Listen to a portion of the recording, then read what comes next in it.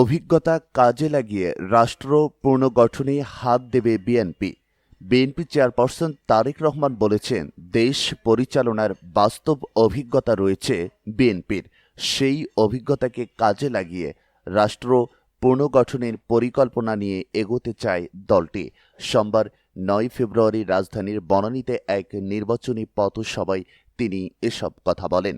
তারেক রহমান বলেন, নির্বাচন ঘিরে মানুষের অনেক প্রত্যাশা তৈরি হয় এবং বিএনপির প্রতি সারা দেশের মানুষের বড় আশা রয়েছে।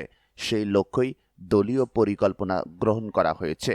তিনি ফ্যামিলি কার্ড ও কৃষি কার্ডের গুরুত্ব তুলে ধরেন।